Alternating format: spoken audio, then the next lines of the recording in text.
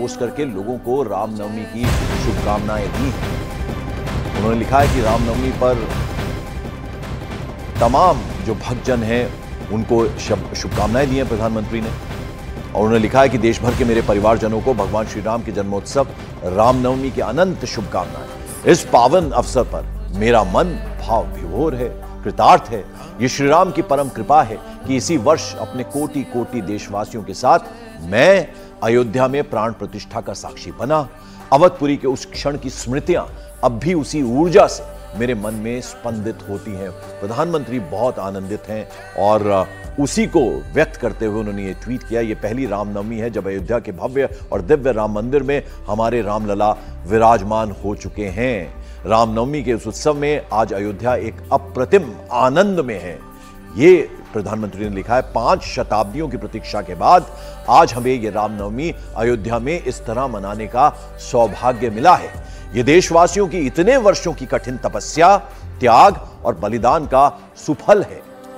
तो प्रधानमंत्री ने ये एक्सपोज किया है, प्रभु श्री राम भारतीय जनमानस के रोम रोम में रचे बसे हैं, अंतर मन में समाहित हैं। भव्य राम मंदिर की प्रथम रामनवमी का यह अवसर उन असंख्य राम भक्तों और संत महात्माओं को स्मरण और नमन करने का भी है, जिन्होंने अपना पूरा जीवन राम मंदिर के निर्माण के लिए समर्पित कर दिया। मुझे पूर्ण विश्वास है कि मर्यादा पुरुषोत्तम भगवान श्री राम का जीवन और उनके आदर्श विकसित भारत के निर्माण के सशक्त आधार बनेंगे। उनका आशीर्वाद आत्मनिर्भर भारत के संकल्प को नई ऊर्जा प्रदान करेगा। प्रभु श्री राम के चरणों में कोटि कोटि नमन और वंदन।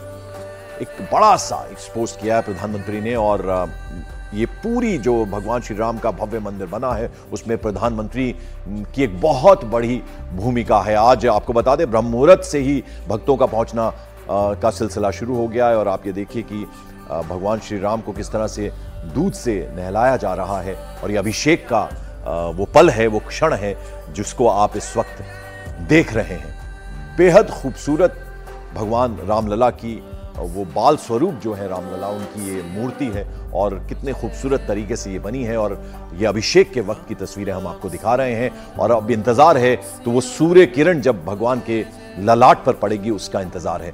हमारे दो सहयोगी, जैसा कि हमने आपको बताया, हमारे साथ हैं, हनुमानगढ़ी में मौजूद हैं सबीना, हमारी एक और सबीना हमारी सहयोगी वहां पर मौजूद है। सबीना, अब ये जो सूर्य किरण, ये जो पूरा प्रोसीजर जो है, वो इक्विपमेंट जो वहां पर लगे हैं, ये डोनेट किए गए हैं, बेंगलुरु की एक कंपनी है और 1 करोड़ 20 लाख के करीब उसकी लागत भी आई है। वो अपने आप में अद्भुत है।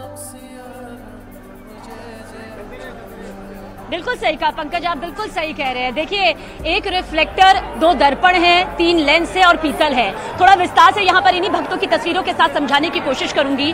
दरअसल जब मंदिर की तीसरी मंजिल से सूर्य की किरणें, सूर्य देव की किरणें उस दर्पण पर पड़ेंगी, उस मिरर पर पड़ेंगी, तो वो सीधा टकराएंगी और दूसरे मिरर पर चली जाएंगी और दूसरे मिरर पर जाने के बाद जो उसका प्रकाश निकलेगा वो 90 डिग्री सेल्सियस के हिसाब से बनेगा और उसके बाद जो 3 लेंस है और साथ ही पीतल है, उससे होता हुआ सीधे सीधे श्री राम के मस्तक पर, रामलला के मस्तक पर वो चमकेगा और करीब 5 मिनट का वो दिव्य, वो भव्य दर्शन होगा जो कि हमें दिखाई देगा।